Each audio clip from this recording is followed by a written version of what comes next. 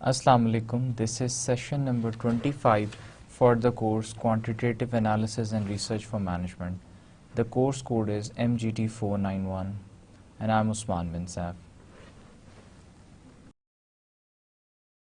Like we always do before starting the new session, we quickly overview what we have learned in the last session. So here's the summary of our last session. These were the topics that we learned in the last session.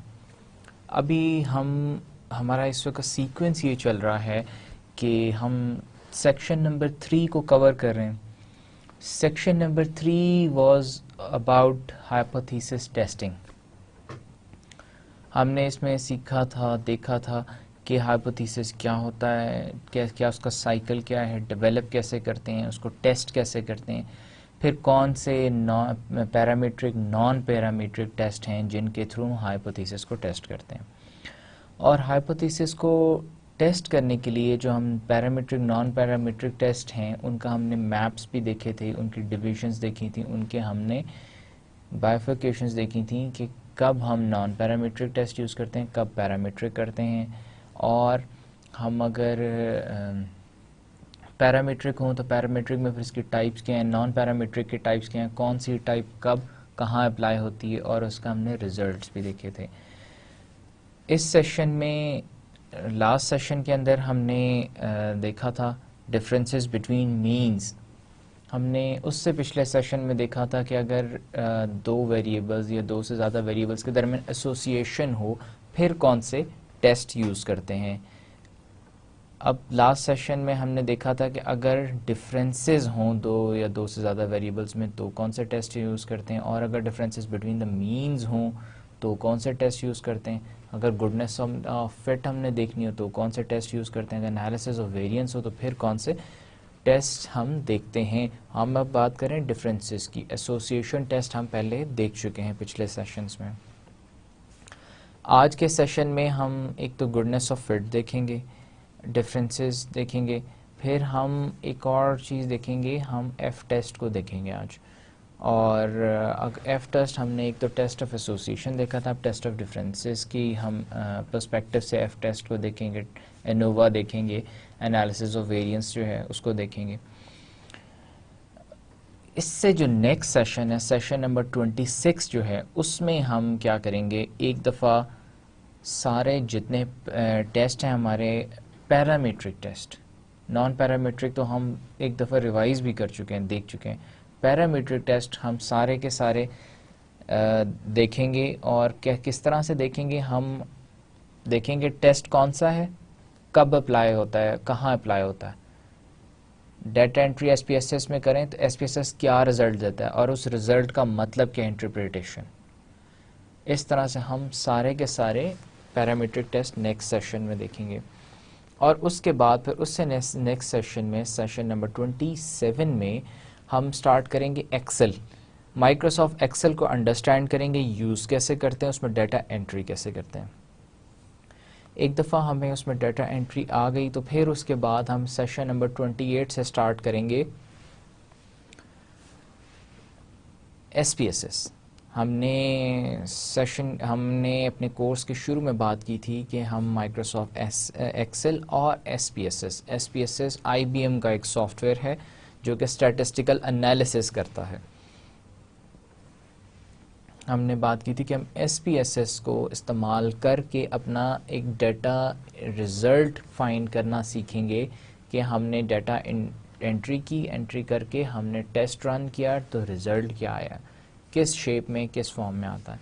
तो वो हमने already पिछले sessions में भी, आज के session में भी हम उसे अच्छी तरह से अंडरस्टैंड कर लेंगे कि इनका रिज़ल्ट क्या कैसे निकालते हैं. लेकिन अब रन कैसे करना है टेस्ट, वो हम नेक्स्ट सेशंस में देखेंगे. और उसके बाद फिर एक सेशन हम उसमें देखेंगे हम कि रिपोर्ट राइटिंग कैसे होती है. रिपोर्ट राइटिंग पे एक सेशन होगा. फिर हम अपने सेशंस को सेक्शन नंबर 4 एक सेशन में कंक्लूड करेंगे. और उसके बाद जो लास्ट 2 सेशंस पर रह जाएंगे उन सेशंस के अंदर अपना कोर्स कम्प्लीटली एक दफ़ा रिवाइज़ करेंगे, गो थ्रू करेंगे कि हमने quantitative analysis and research methodology में क्या पढ़ा, क्या लर्न किया, मैंने आपको हर सेशन के बाद एक समरी के बाद एक समरी आपको मैंने एक्सप्लेन की कि आज के सेशन में क्या पढ़ा। हर नए सेशन से पहले मैंने आपको बताया लास्ट सेशन में हमने क्या पढ़ा, ताकि आपको इम्पॉर्टेंट टॉपिक्स का पता चले, इम्पॉर्टेंट टॉपिक्स आपको याद रहें, आप अंडरस्टैंड कर सकें, आपकी अंडरस्टैंडिंग बेहतर हो।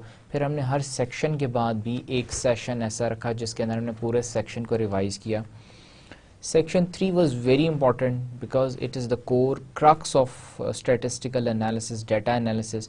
तो इस सेशन को हमने अब दूसरी दफ़ा रिवाइज़ कर रहे हैं। फिर इसके बाद हम जब नेक्स्ट सेशन के अंदर एक दफ़ा सारे testing, parametric, non parametric test हम देखेंगे और स्पेशली पैरामीट्रिक टेस्टिंग के रिज़ल्ट्स हम देखेंगे कि SPSS में क्या रिज़ल्ट्स आते हैं और उनको कैसे इंटरप्रेट करते हैं। उसके बाद फिर हम माइक्रोसॉफ्ट एक्सेल और SPSS स्टार्ट करेंगे, जिसके अंदर हम देखेंगे कि टेस्ट रन कैसे करते हैं और टेस्ट रन करने के लिए उसके प्रिलिमिनरीज़ क्या हैं और पोस्ट प्रिलिमिनरीज़ क्या हैं, किस तरह से टेस्ट रन किया जाता है और उसका रिज़ल्ट्स किस तरह से आते हैं। तो अब हम बात कर रहे थे लास्ट सेशन की, उसमें हमने देखा था कि डिफरेंसेस पे बात की थी हमने, टेस्ट ऑफ डिफरेंसेस देखे थे हमने, उससे पिछले सेशन में टेस्ट ऑफ एसोसिएशंस देखे थे। अब टेस्ट ऑफ डिफरेंसेस के अंदर हमने देखा था कि डिस्क्रिप्टिव स्टैटिस्टिक्स क्या होते हैं, मीन, मीडियन, मोड कैसे कैलकुलेट होते हैं, फिर डिस्ट्रीब्यूशंस कौन कौन सी हैं, टी डिस्ट्रीब्यूशन है, एफ डिस्ट्रीब्यूशन है, फिर फ्रीक्वेंसी टेबल्स कैसे बनते हैं। जब हमने एक तो है कि हमने एसोसिएशन देखनी है दो वेरिएबल्स के दरमियान, एक है कि हमने दो वेरिएबल्स के या दो से ज़्यादा वेरिएबल्स के दरमियान डिफरेंसेस देखने हैं, तो फ्रीक्वेंसी डिस्ट्रीब्यूशन कैसे बनेगी। फिर हमने टी सैम्पल टेस्ट देखा था कि टी सैम्पल अगर टेस्ट रन करना हो तो वो टेस्ट कैसे रन होगा, सिग्निफिकेंस कैसे फाइंड होती है और सिग्निफिकेंस को हम इंटरप्रेट कैसे करते हैं, हम अपने हाइपोथेसिस को रिजेक्ट या एक्सेप्ट कब करते हैं। ये सारी चीज़ें हमने अपने लास्ट सेशन में देखी थी। अब आज का हम सेशन स्टार्ट करते हैं। आज का session it is again a summary. ये टेस्ट हमने एक दफ़ा टेस्ट ऑफ एसोसिएशंस की बात की, फिर test of differences between the means. अगर हमने डिफरेंसेस देखने तो उसके लिए हमने ये टी टेस्ट यूज़ किया था, एनोवा देखा था, फ्रीडमैन देखा था, क्रिस्कल वालेस देखा था, साइन टेस्ट, रैंक्स हम देखे थे। ये सारे टेस्ट हमने लास्ट सेशन में देखे थे। अब आज के सेशन में हमने देखने अगर बिटवीन डिस्ट्रीब्यूशंस हो, एक है between the differences between the means, एक है डिफरेंसेस बिटवीन द डिस्ट्रीब्यूशंस, एक है डिफरेंसेस बिटवीन द वेरिएंसेस। आज हमने बिटवीन द डिस्ट्रीब्यूशन और बिटवीन द वेरिएंस, ये आज के सेशन का हमारा एजेंडा है, ये आज हमने लर्न करना है। हम ऑलरेडी ये लर्न कर चुके हुए हैं, लेकिन आज हम उसे एक दफ़ा फिर रिवाइज कर रहे हैं इस सेशन में, सेशन नंबर 25 में। तो let's start with the session now. Differences between the distributions, distributions में डिफरेंसेस कैसे होते हैं, कौन सा टेस्ट लगता है इसमें, हम काई स्क्वायर एक टेस्ट देखते हैं। Observe frequency distributions either to theoretical expectations और टू ऑब्जर्व फ्रीक्वेंसी डिस्ट्रीब्यूशंस। तो हम क्या करते हैं, बिटवीन द डिस्ट्रीब्यूशंस अगर डिफरेंसेस हों तो हम काई स्क्वायर टेस्ट यूज करते हैं टू कंपेयर फ्रीक्वेंसी डिस्ट्रीब्यूशंस, और अगर थ्योरेटिकल एक्सपेक्टेशन हो और अदर ऑब्जर्व्ड हो तो फिर हम फ्रीक्वेंसी डिस्ट्रीब्यूशन फिर यूज करते हैं। जैसे कि ये एग्जांपल आप देख सकते हैं, the F2 generation of a cross between a round P and wrinkled P, P मटर का दाना जो होता है, एक राउंड है एक रिंकल्ड है, produced 72 round individuals and 20 wrinkled individuals. क्या किया, राउंड पीस को और रिंकल्ड पीस को जब आपस में क्रॉस किया तो 72 राउंड प्रोड्यूस हुए और 20 रिंकल्ड प्रोड्यूस हुए। Does this differ from the expected 3:1 round 3:1 ratio, round versus wrinkled ratio of a simple dominant trade. ऐसी अगर सिचुएशन हो फिर हम क्या करते हैं, एक तो हमने फ्रीक्वेंसी टेबल बना लिया यहाँ पे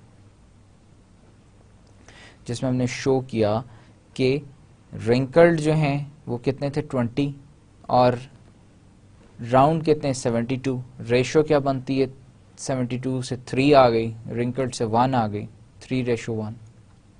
तो उसका फ्रीक्वेंसी टेबल इस तरह का बनेगा, फ्रीक्वेंसी डिस्ट्रीब्यूशन इस तरह से बनेगी।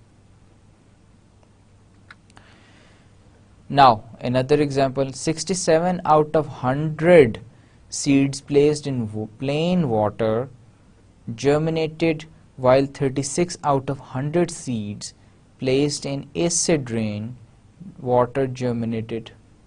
Is there a difference in the germination rate?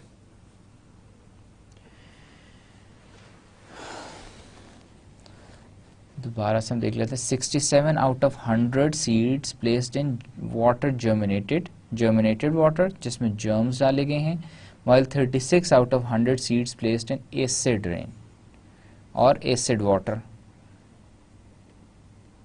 36 acid में डाले हैं, बस 67 हमने डाले हैं जर्मिनेटेड वाटर में। तो is there a difference in the germination rate? एक सिचुएशन है जिसके अंदर हमने इक्वल प्रोपोर्शन से हमने जर्मिनेटेड वाटर और उसमें हमने एसिड वाटर में डालें। एक है जिसके अंदर हमने 67 और 36 की रेशो से डाला। तो दोनों को हम फ्रीक्वेंसी डिस्ट्रीब्यूशन में इस तरह से ग्राफिकली रिप्रेजेंट कर सकते हैं।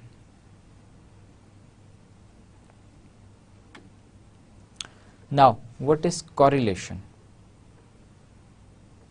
Correlation looks for relationships between two variables which may not be functionally related.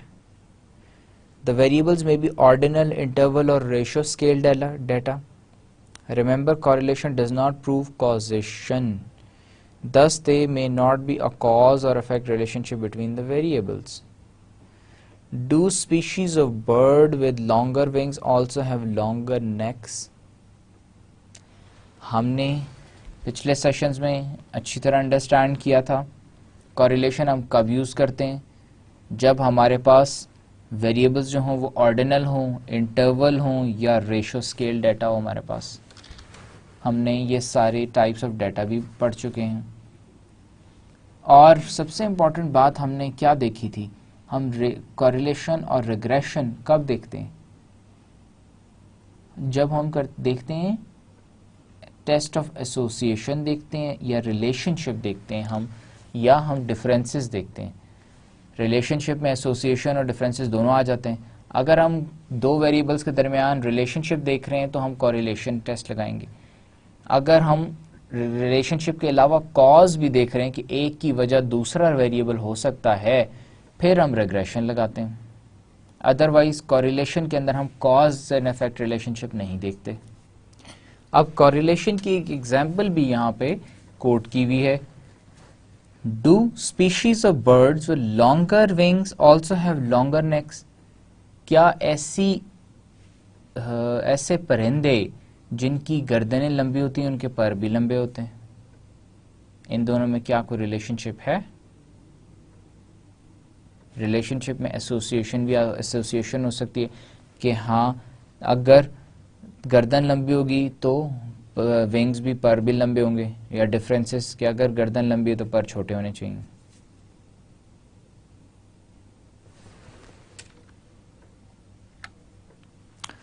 इसी तरह एक और एग्जांपल अगर हम देखें, question, is there a relationship between students aptitude for mathematics and for biology? Students हैं, 10 स्टूडेंट्स हैं, 1 2 3 4 5 6 7 8 9 10। मैथ्स का उनका स्कोर, मैथ्स का रैंक, बायोलॉजी का स्कोर, बायोलॉजी का रैंक। अब हमने पहले मैथ्स के स्कोर और बायोलॉजी के हमारे पास 10 स्टूडेंट के स्कोर्स हैं, उन दोनों को हमने रैंकिंग दे दिए, स्लॉट्स बना दी कि जी अगर 1 to 20 है तो ये स्कोर है, 20 to 30 ये स्कोर है, 30 to 40 ये स्कोर है, 10 पे हमने स्कोरिंग कर दी। अब उनके जैसे जहाँ भी उनके मार्क्स फॉल करते हैं, स्कोर फॉल करता है, वो हमने उसे रैंक दे दिया। अब हम देख सकते हैं मैथ्स का स्टूडेंट 1 का मैथ्स का रैंक 3 है, बायोलॉजी का 7 है। इसका मतलब है कि बायोलॉजी की तरफ उसका एप्टीट्यूड ज़्यादा है। इसी तरह स्टूडेंट नंबर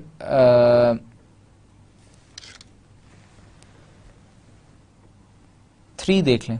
स्टूडेंट नंबर 3 का मैथ्स का रैंक है 7, बायोलॉजी का 2। उसका मतलब है कि उसका मैथ्स की तरफ एप्टीट्यूड ज़्यादा है, वो मैथमेटिक्स में बेहतर परफॉर्म करता है, मैथमेटिक्स को बेहतर अंडरस्टैंड करता है, वो मैथमेटिक्स में अपना करियर परस्यू करना चाहता है।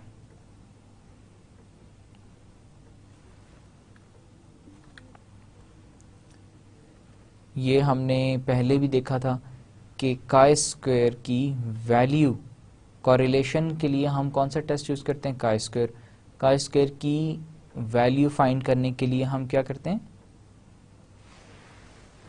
ये एक टेबल है जो कि हमने ऑलरेडी पहले भी इसको देख चुके हैं, पिछले सेशंस में अंडरस्टैंड कर चुके हैं। कॉरिलेशन कोफिशिएंट या स्पीयरमैन्स रैंक कॉरिलेशन कोफिशिएंट जब हम फाइंड करते हैं तो हमने 2 कॉरिलेशन कोफिशिएंट पढ़े थे, एक पियर्सन्स कॉरिलेशन पढ़ा था, एक स्पीयरमैन्स रैंक पढ़ा था। पियर्सन्स हम कब यूज़ करते हैं, जब एसोसिएशन देखते हैं। स्पीयरमैन कब यूज़ करते हैं, जब डिफरेंसेस देखते हैं। तो हम जब, और इसको फाइंड करने के लिए हमें क्या चाहिए होता है, क्रिटिकल वैल्यू। हम टेबल वैल्यू फाइंड करते हैं सिग्निफिकेंस की और उसे कंपेयर करते हैं हम अपने कॉरिलेशन की वैल्यू से, पी की वैल्यू से, तो हमें पता चलता है कि which one is significant.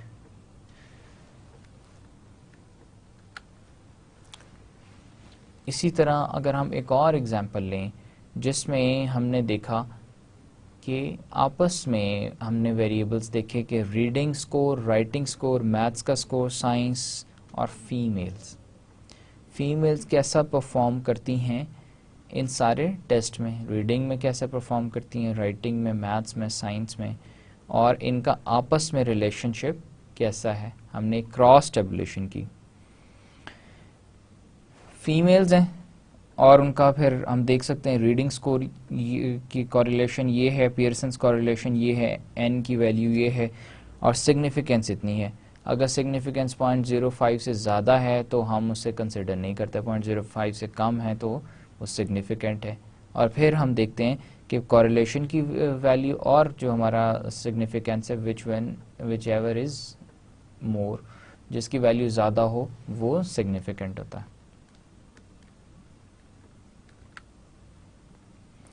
Pearson's correlation हम देख लेते हैं क्या होता है। These numbers measure the strength and direction of the linear relationship between the two variables। जैसा कि अभी मैंने एक्सप्लेन किया, 2 वेरिएबल्स का लीनियर रिलेशनशिप भी एक्सप्लेन करता। The correlation coefficient can range from -1 to +1, with -1 indicating a perfect negative correlation, +1 indicating a perfect positive correlation, and 0 indicating no correlation at all. A variable correlated with itself will always have a correlation coefficient of 1.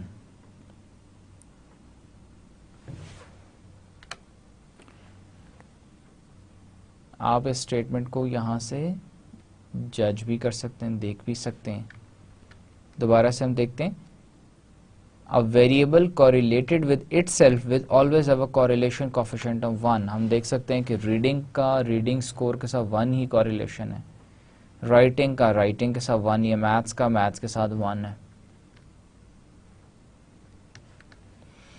You can think of the correlation coefficient as telling you the extent to which you can guess the value of one variable given a value of the other variable. From the scatter plot of the variables read and write, you can think of the correlation coefficient as telling you the extent to which you can guess the value of one variable given the value of the other variable. The 0.597 is the numerical description of how tightly around the imaginary line the point lie. 0.597 क्या है, हमारे reading और writing के दरमियान correlation है। तो हमारी जो कॉरिलेशन लाइन है उस हमें ये बताता है कि इससे कितने दूर या कितने करीब रीड और राइट लाई करते हैं इकट्ठे।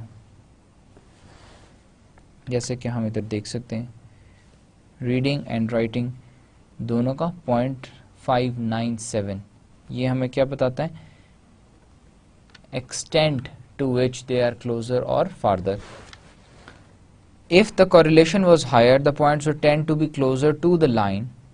If it was smaller, they would tend to be further away from the line. Also note that by definition any variable correlated with itself has a correlation of 1, जैसे कि हमने अभी पहले भी देखा. Now significance, two-tailed. This is the p-value associated with the correlation. The footnote under the correlation table explains why the single and double asterisks, what the single and double asterisks signify. इस बात को यहाँ बताने का क्या मकसद है?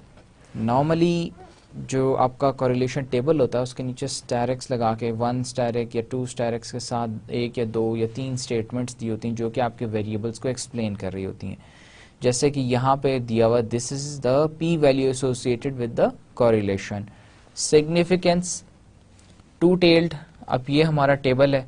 इस टेबल पे अगर हम सिग्निफिकेंस देखें, टू टेल्ड क्या सिग्निफिकेंस है? टू टेल्ड सिग्निफिकेंस हमारी रीडिंग और राइटिंग में 0 आ रही है. और अगर हम देखें फीमेल और रीडिंग तो 0.45 आ रही है. फीमेल और मैथ स्कोर 0.68 आ रही है. तो अगर ये 0.68 0.05 से ज़्यादा है तो इसका मतलब है ये इनसिग्निफिकेंट है. 0.05 से कम है तो ये सिग्निफिकेंट है. और अगर सिग्निफिकेंट हो और फिर उसके बाद पियर्सन्स कॉरिलेशन की वैल्यू हम देखें, दोनों में से जो हायर वैल्यू है वो हमारी क्या एक्सप्रेस करती है? सिग्निफिकेंस एक्सप्रेस करती है. हम उस वैल्यू को एक्सेप्ट कर लेते हैं. N is the number of cases that was used in the correlation. Because we have no missing data in this data set, all correlations are based on all 200 cases in the data set. However, if some variables had missing values, the N would be different from the different correlations. N की value क्या है? हमने इस table को दोबारा देखते हैं. इसमें हर स्लॉट के लिए, हर वेरिएबल के लिए N दिया हुआ है. हर वेरिएबल का उसने काउंट दिया हुआ है कि n is the total count. अगर इसमें कुछ वैल्यूज मिसिंग होती हैं, कुछ वैल्यूज अवेलेबल होती हैं तो यहाँ पे मेंशन्ड होता है कि इतनी वैल्यूज मिसिंग है, इतना इसका काउंट है. इस वक्त प्रेजेंट काउंट ये है.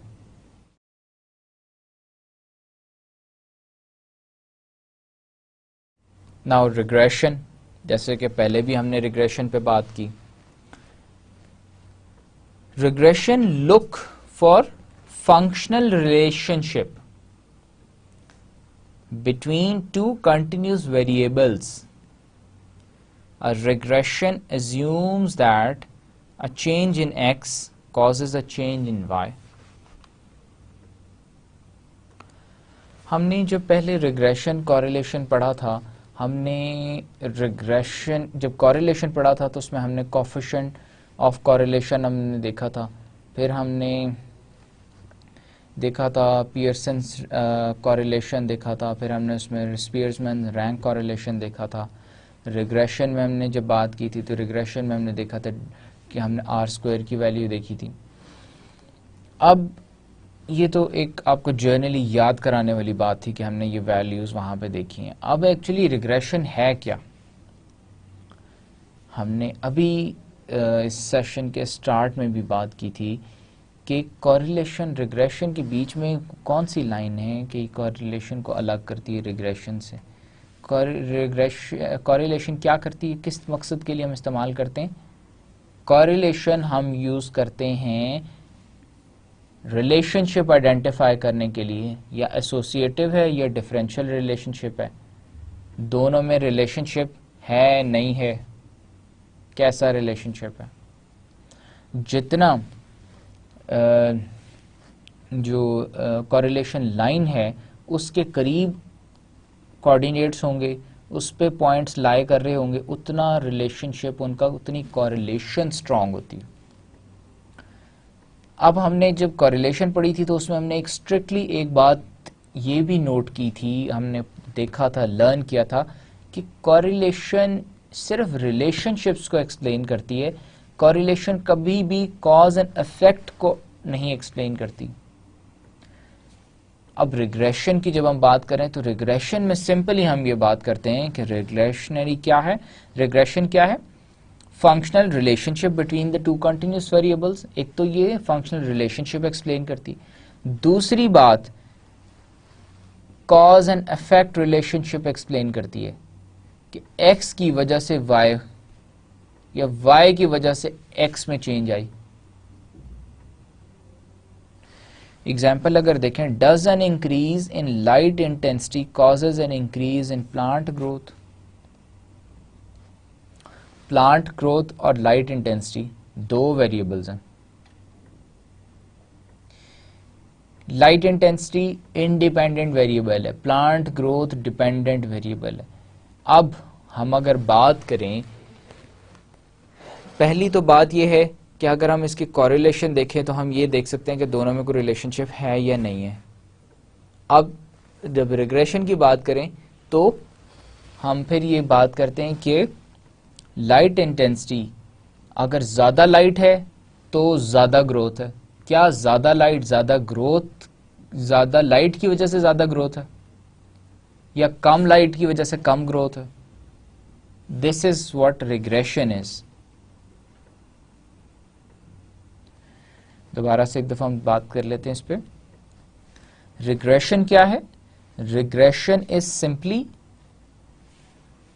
relationship, functional relationship between the two continuous variables and cause and effect relationship. अब अगर अभी हमने डिस्कस किया कॉज एंड इफेक्ट क्या है।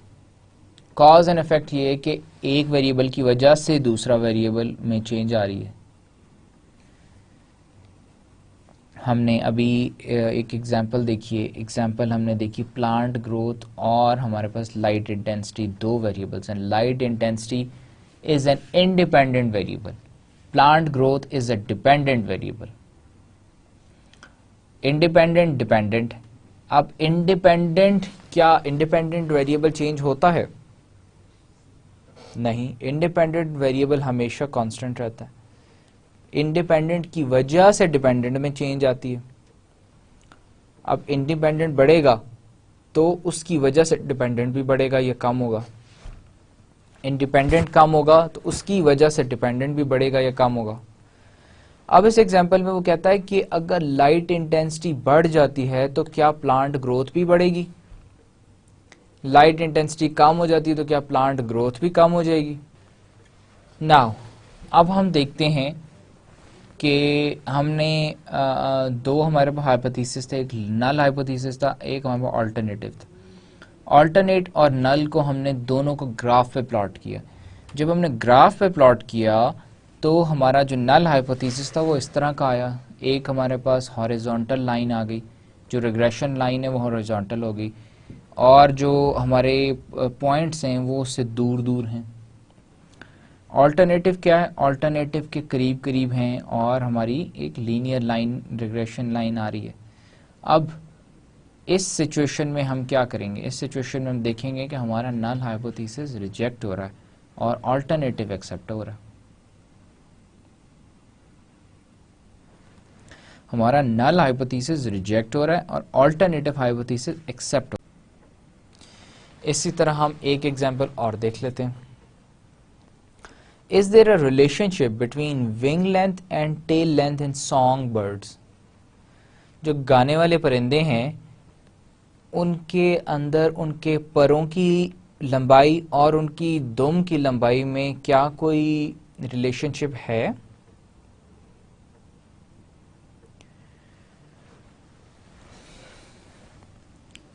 हम उसको वेरीफाई कैसे करते हैं? हमने रीडिंग्स ले ली, डाटा कलेक्ट कर लिया। अगर विंग लेंथ 10.4 सेंटीमीटर है तो टेल लेंथ कितनी? 7.4 है। विंग लेंथ इंक्रीज होती जा रही है, टेल लेंथ भी इंक्रीज हो रही है। विंग लेंथ डिक्रीज होती है तो टेल लेंथ भी डिक्रीज हो जाती है, and so on so fourth. इसका क्या मतलब है?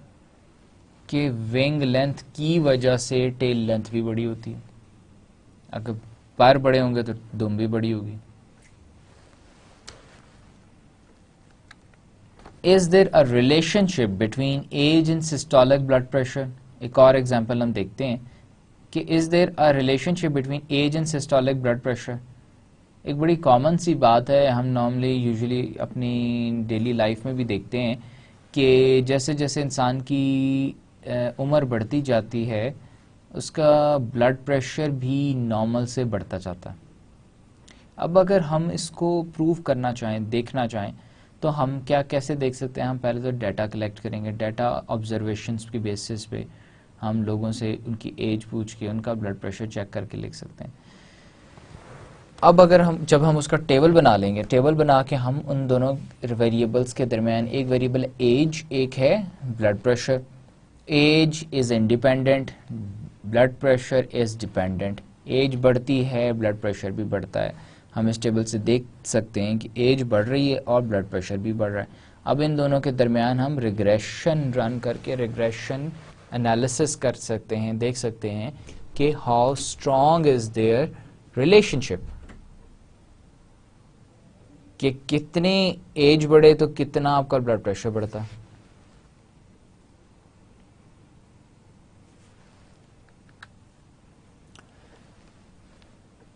अगर हम पिछली जो हमने एक एग्जांपल देखी थी उसके ऊपर उसको हमने जिसमें देखा था कि फीमेल वर्सेस रीडिंग, राइटिंग, और हमने उसमें मैथ्स, बायोलॉजी, साइंस, ये सब्जेक्ट्स देखे थे, इनके दरमियान आपस में रिग्रेशन देखी थी। अब अगर रिग्रेशन, इस पे हम अपना एक रिग्रेशन टेस्ट रन करें, एनोवा रन करें, तो हमें इससे ये पता चलता है कि सम ऑफ स्क्वायर्स जो है regression is 9543, degree of freedom 4 है, मीन स्क्वायर इसका 2385 है, एफ टेस्ट की वैल्यू 46.69 है, सिग्निफिकेंस 0.00 है, रेजिडुअल वैल्यू ये है और टोटल ये है। Now what is a predictor constant? हमने देखा था प्रिडिक्टर्स या कांस्टेंट हैं, हमारे कांस्टेंट क्या है? Reading score, female, social study score, math score. Dependent variable क्या है? Science score. ये सारे हमारे एक इंडिपेंडेंट थे वेरिएबल्स थे और ये डिपेंडेंट वेरिएबल्स हैं। इनकी बेस के ऊपर हमने रिग्रेशन रन किया और हमारे पास ये रिजल्ट आ गया।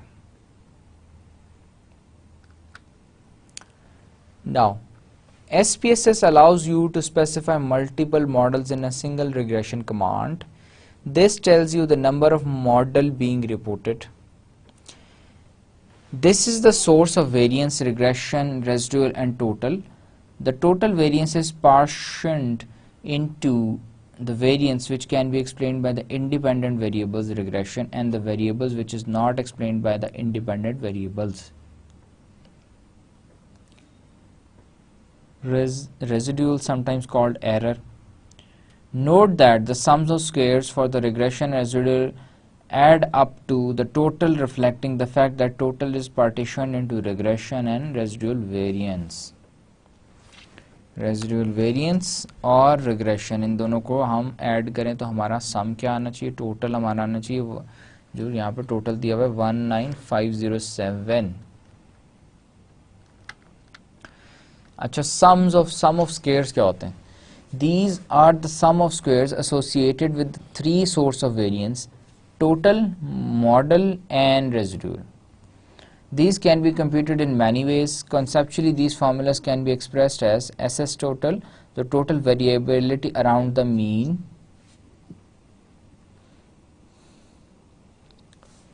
SS residual, the sum of squared errors in prediction, SS regression, the improvement in prediction by using the predicted value of y over just using the mean of y. Hence, this value would be square difference between the predicted value of y and the mean of y.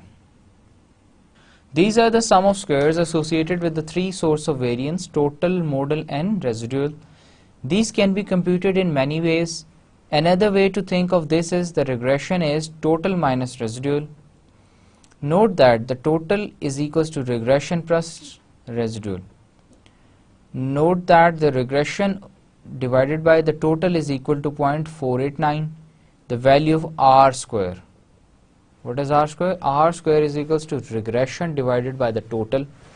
This is because R square is the proportion of the variance explained by the independent variables, hence can be computed by regression divided by total. This is how we calculate the R square. Degree of freedom. These are the degree of freedom associated with the sources of variance. The total variance has n minus 1 degree of freedom. In this case, there were n is equals to 200 students, so the degree of freedom for total is 199. The modal regression of freedom corresponds to the number of predictors minus 1, k minus 1. You may think this would be 4 minus 1 since there were 4 independent variables in the model, maths, female, social studies and reading, but the intercept is automatically concluded in the model unless you explicitly omit the intercept. Including the intercept, there are 5 predictors, so the model has 5 minus 1 is equals to 4 degrees of freedom. The residual degree of freedom is the degree of freedom total minus degree of freedom model. 199 minus 4 is equals to 195. Very simple to understand. Degree of freedom हमारी क्या होती है, n minus 1 होता है, n minus 1, n is equals to हमारा 200 observed values, हमारी total values 200 है, n minus 1 199 हो गए. अब हमारे वेरिएबल्स कितने हैं, हमारे वेरिएबल्स 4 हैं, लेकिन 4 के अलावा हम एक और कंसिडर करते हैं जिसे हम इंटरसेप्ट कहते हैं, 5 हो गए. अब हम क्या करते हैं, n माइनस 1 से जब हमने डिग्री ऑफ फ्रीडम निकाला था वो टोटल के लिए आया था. उसके बाद हम मॉडल के लिए जो डिग्री ऑफ फ्रीडम निकालते हैं वो निकालेंगे k माइनस 1 से. अब वेरिएबल्स, नंबर ऑफ वेरिएबल्स कितने, 4 थे, प्लस 1 इंटरसेप्ट करके 5 हो गया. 5 माइनस 1 इज इक्वल्स टू 4. तो 1 हमारा जो इस रेजिडुअल डिग्री ऑफ फ्रीडम बच जाएगा इस हमारे टेस्ट के लिए, वो क्या होगा, 199 में से हम 4 माइनस करेंगे तो 195 आ जाएगा. 195 is our degree of freedom. Mean square क्या है, these are the mean squares, the sum of squares divided by the respective degree of freedom. For the regression के लिए हमने डिग्री ऑफ हमने किस तरह से मीन स्क्वायर कैसे निकाला, रिग्रेशन की value divided by degree of freedom. और रेजिडुअल के लिए हम कैसे निकालेंगे, रेजिडुअल की value divided by the degree of freedom. These are the computed, so you can compute the F ratio. Dividing the mean square regression by the mean square residual to test the significance of the predictors in the model. हम ये क्यों करते हैं, mean square क्यों निकालते हैं, हम mean square दो चीज़ों का निकालते हैं, एक हम मीन स्क्वायर रिग्रेशन का निकालते हैं, एक हम मीन स्क्वायर रेजिड्यूल का निकालते हैं. किस लिए, सिग्निफिकेंस टेस्ट करने के लिए, हम मॉडल की सिग्निफिकेंस टेस्ट करने के लिए निकालते हैं. सिग्निफिकेंस या एफ वैल्यू, पी वैल्यू भी कहते हैं. F value is the mean square regression divided by the mean square residual, yielding f is equals to 46.69. mean square regression divided by the mean square residual. The p value associated with this f value is very small, 0.000 थी हमारी, जो हमारी calculated value थी. हम उसकी बात करें ना, कैलकुलेटेड वैल्यू जो थी हमारी f वैल्यू या p वैल्यू जिसे कहते हैं, p value for f value क्या थी हमारी, 0.00. These values are used to answer the question, do the independent variables reliably predict the dependent variable? हमने रिग्रेशन में क्या देख रहे हैं, कॉज इफेक्ट. प्रिडिक्ट करना, एक वेरिएबल दूसरे को प्रिडिक्ट करता है, उसका इफेक्ट प्रिडिक्ट करता है या नहीं करता.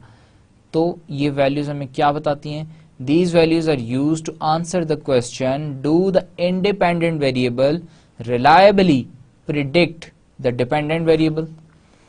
The p value is compared to your alpha level, confidence of interval 95% पे हमने देखा हमारी level of significance क्या है, ये alpha level क्या है, 0.05. and if smaller, अगर 0.05 से smaller है, you can conclude yes. आप फिर क्या conclude करते हैं, yes, कि आपका इंडिपेंडेंट वेरिएबल डिपेंडेंट वेरिएबल को प्रिडिक्ट करता है. आपका नल हाइपोथेसिस एक्सेप्ट होता है। The independent variable reliably predict the dependent variable. You could say that group of variables math, female, social studies and read can be used to reliably predict science. Can be used to predict science. The dependent variable, science क्या हमारा dependent variable था. If the p value were greater than 0.05, you would say that the group of independent variables does not show a statistically significant relationship with the dependent variable, or that the group of independent variables does not reliably predict the dependent variable. Simple. हमने क्या देखा था, अगर 0.05 से p की value कम आती है, हमने f और f की वैल्यू और p की वैल्यू हमने आपस में कंपेयर की, अगर वो वैल्यू कम आती है फिर क्या करते हैं, उसका मतलब होता है कि yes the independent variables predict the dependent variables. यहाँ पे भी वो यही उसको री एक्सप्लेन कर रहा है।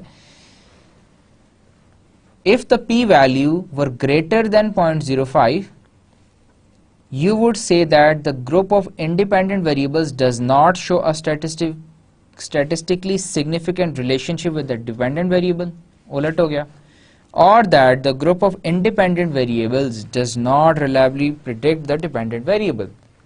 पहले हमने explain किया कि अगर कम है तो वो predict करता है, अब हम उसी को उलट कह रहे हैं कि अगर ज़्यादा है तो explain नहीं करेगा, predict नहीं करेगा। Note that this is an overall significance test,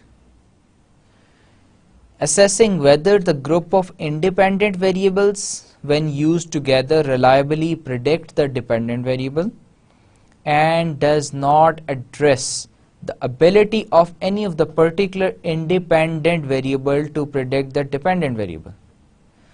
The ability of each individual independent variable to predict the dependent variable is addressed in the table below, with each of the independent variables are listed. Now, note that this is an overall significance test. हम किसकी बात कर रहे हैं, regression की. This is an overall significance test assessing whether the group of independent variables when used together reliably predict the dependent variable, and does not address the ability of any of the particular independent variables to predict the dependent variable.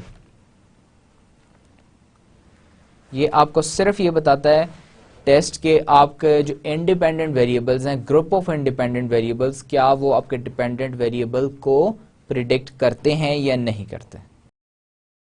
T test interpretation हमने multiple times पहले भी देख चुके हैं कि T test क्या होता है, किस लिए यूज़ होता है, कब यूज़ करते हैं।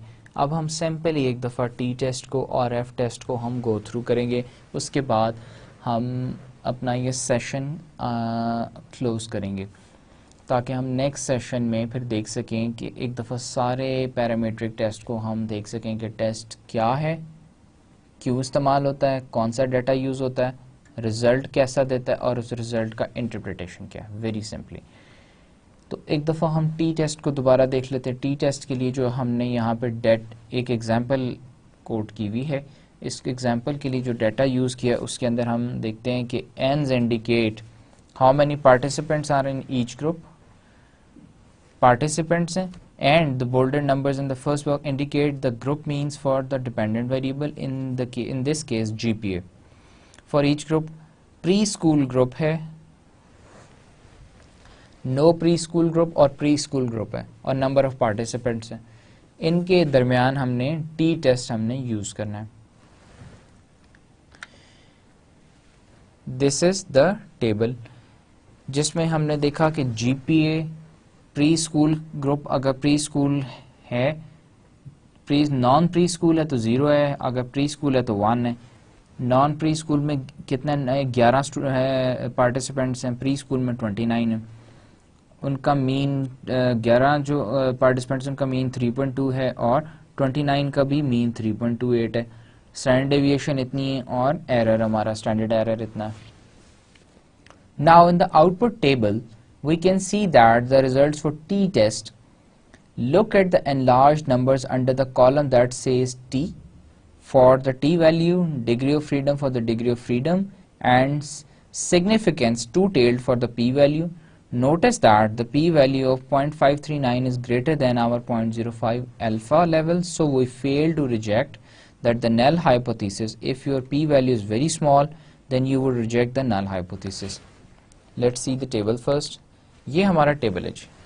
इसमें हम बात कर रहे हैं दो वेरिएबल्स हैं। एक है हमारा वेरिएबल नॉन प्री स्कूल है, एक प्री स्कूल का ग्रुप है। अब नॉन प्री स्कूल और प्री स्कूल के अंदर हमारा क्या है, हाइपोथेसिस है कि जी इक्वल वेरिएंसेस अज्यूम्ड, और एक में है कि equal variance is not assumed. अब अगर हम ये राइट साइड के ऊपर बॉक्सेस देखें, T test for equality of means हमने यहाँ पे अप्लाई किया।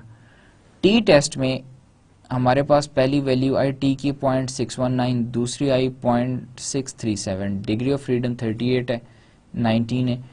सिग्निफिकेंस टू टेल्ड में सिग्निफिकेंस जो हमारी वैल्यू आई वो 0.539 आई। डिफरेंस इतना या स्टैंडर्ड एरर इतना था। Confidence interval, lower limit, higher limit हमारी ये भी आपने दे दी है, ठीक है जी। Now what to do, let's go back to the previous slide.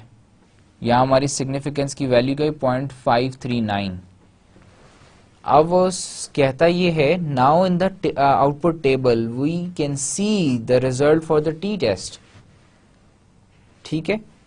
अब हमारी इसमें क्या है, significance for two tailed significance, normal distribution, two tailed test है। सिग्निफिकेंस हमारी क्या आई, पी वैल्यू आई 0.539 which is greater than our 0.05 हमारे जो लेवल ऑफ सिग्निफिकेंस है, जिसे हम अल्फा वैल्यू भी कहते हैं।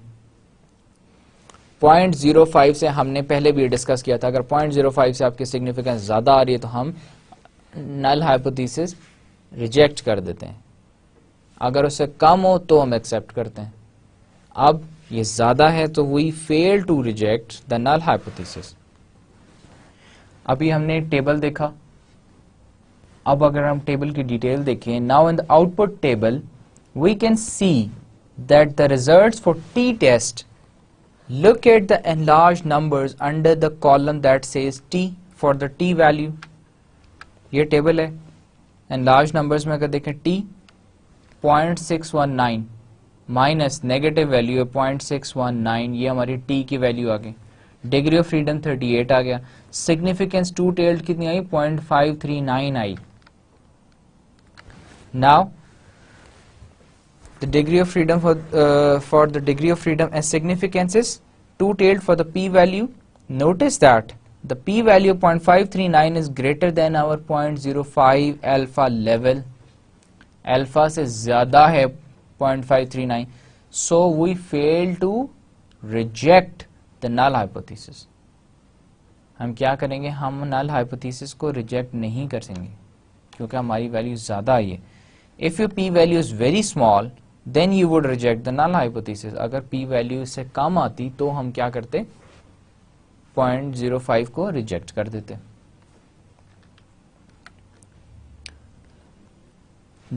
Now, another point, don't be confused. If your t value is 0.619, a positive number, this can happen simply by inputting the dependent variable in reverse order. अगर हम independent और dependent को बेसिकली 0.619 जो है minus जो है ये हमारी डायरेक्शन बता रही है। अगर हम एक वेरिएबल को पहले डाल दें, दूसरे को बाद में डाल दें, या दूसरे को पहले डाल दें, पहले को बाद में डाल दें, तो उससे हमारी डायरेक्शन चेंज हो जाती है, माइनस प्लस हो जाती है। तो -0.1 अगर ये माइनस की बजाय अगर 0.619 होता तो भी हम इससे we do not get confused, simply by inputting उसका हम रिवर्स ऑर्डर करने से हमारे वैल्यू भी वो साइन चेंज हो जाता है। If you have to run the following analysis for a study, you could describe them in the result section as follows.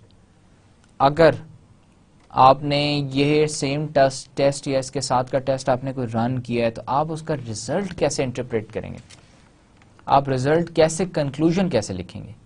आप लिखेंगे the mean college GPA for of the pre school group was 3.29, standard deviation was 0.38 and the mean college GPA of the no preschool group was 3.21. दो groups थे ना, एक pre school एक non pre school. पहले pre school जो group था उसकी 3.29 उसका मीन था और स्टैंडर्ड डेविएशन 0.38 थी. नाउ दूसरे का क्या है, 3.21, standard deviation 0.35. According to the T test we failed to reject the null hypothesis. There was not enough evidence to suggest a significant difference between the college GPAs of the two groups of students. T की value क्या है 38, T की value क्या है -0.619 और degree of freedom T का क्या है वो 38 है. T का degree of freedom is 38 and value is 0.619 negative, which is greater than point and which the p value is greater than 0.05, for which the p value is greater than 0.05. So हम क्या करेंगे, null hypothesis हम reject कर देंगे.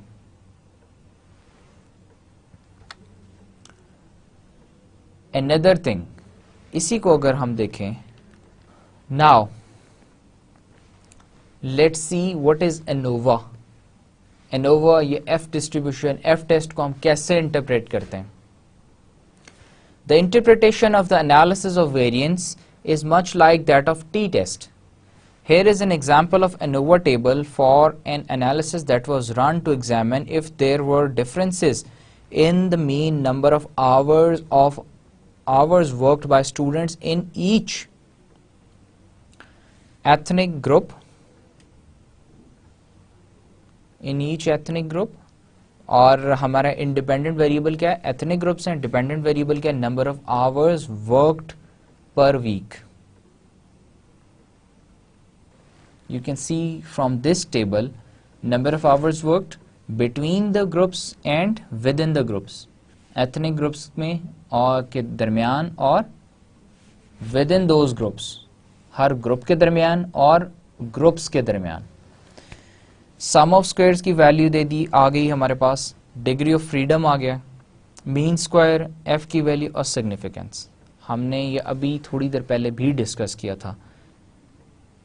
सम of squares क्या था, degree of freedom किसे कहते हैं, एनोवा टेबल हमने अभी भी डिस्कस किया था. एफ टेस्ट की वैल्यू, एफ की सिग्निफिकेंस हम कैसे फाइंड करते हैं. If you were to write this up in the result section, you could report the means for each group by running descriptives. So the first lab for these procedures, then you could report the actual result of analysis of variance. पहले तो हम इनका mean, median, mode निकाल लेंगे, standard deviation और variance बता देंगे, वो हम निकाल सकते हैं. फिर उसके बाद हम क्या करेंगे, एनालिसिस ऑफ वेरिएंस करेंगे. There were significant differences between the ethnic groups in the mean number of hours worked per week. F की वैल्यू क्या है, with degree of freedom 3 and 36, 3.53. P जो है इट इज लेस देन 0.05. हमने अभी जब थोड़ी देर पहले हमने F टेस्ट को डिस्कस किया था तो हमने क्या डिस्कस, सम ऑफ स्क्वायर्स क्या थे, sum of squares between the groups और विद इन द ग्रुप्स, दोनों को ऐड करें तो हमारे पास टोटल सम ऑफ स्क्वायर्स आ जाता है, या टोटल माइनस हमने बिटवीन द ग्रुप्स करें तो विद इन द ग्रुप्स आ जाएगा हमारे पास. ये वैल्यूज कैलकुलेट हो जाती हैं. Degree of freedom 3. Degree of freedom हमने कैसे निकाला था, डिग्री ऑफ फ्रीडम n-1 है. और बिटवीन द ग्रुप्स कैसे निकालते हैं, k-1. और n-1 और k-1 को जब हम ऐड करें तो हमारे पास टोटल डिग्री ऑफ फ्रीडम आ जाती है. इसी तरह मीन स्क्वायर, और mean square between the groups and within the groups. ये हम चीज़ें किसके लिए कैलकुलेट करते हैं? एफ की वैल्यू फाइंड करने के लिए। एफ टेस्ट की वैल्यू फाइंड करने के लिए हम टोटल सम ऑफ स्क्वायर्स और डिग्री ऑफ फ्रीडम और मीन स्क्वायर, इन सब को हम फाइंड कर लेते हैं। Let's go back to the previous slide जिसके ऊपर हमने देखा था हम इसको कैसे फाइंड करते हैं। हियर एफ वैल्यू क्या है? Mean square regression divided by the mean square residual. Mean square regression हमारे पास कैसे आया था? मीन स्क्वायर आया था the sum of squares divided by the respective degree of freedom.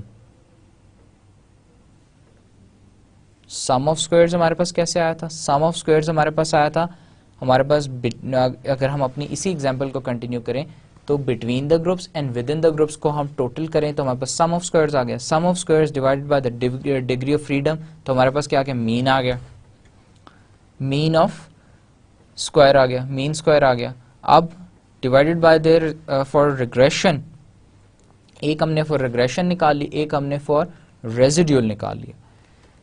अब दोनों को अगर हमने इसका रिग्रेशन और रेजिड्यूल निकाल लिया तो इससे हमें क्या पता चलता है? These are computed, so you can compute the F ratio dividing the mean square regression by the mean square residual to test the significance of the predictors in the model.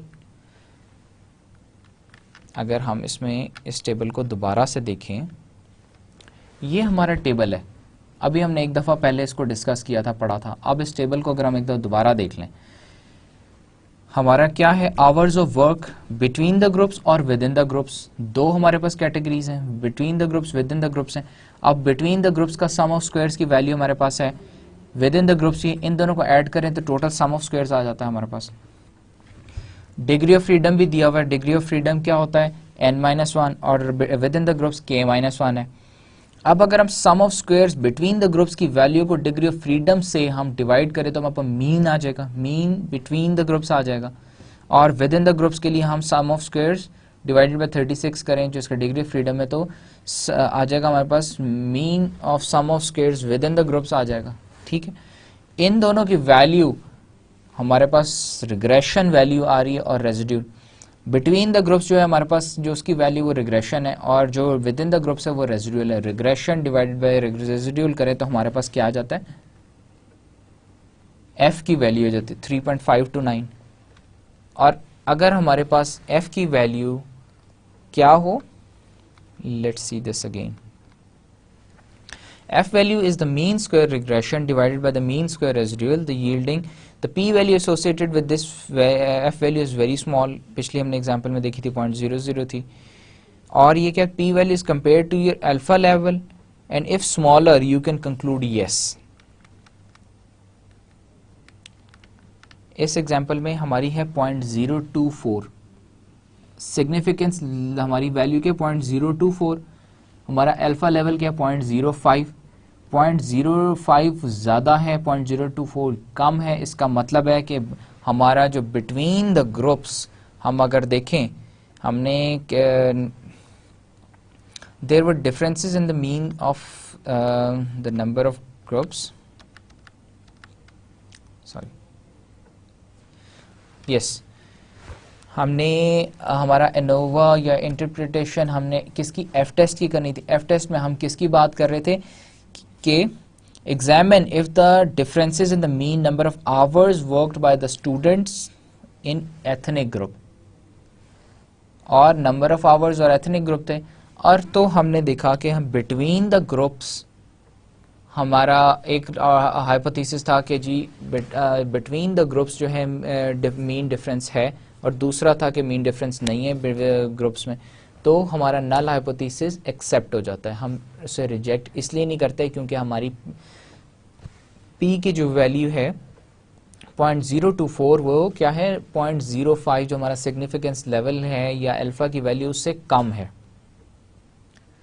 This is how we conduct an F test.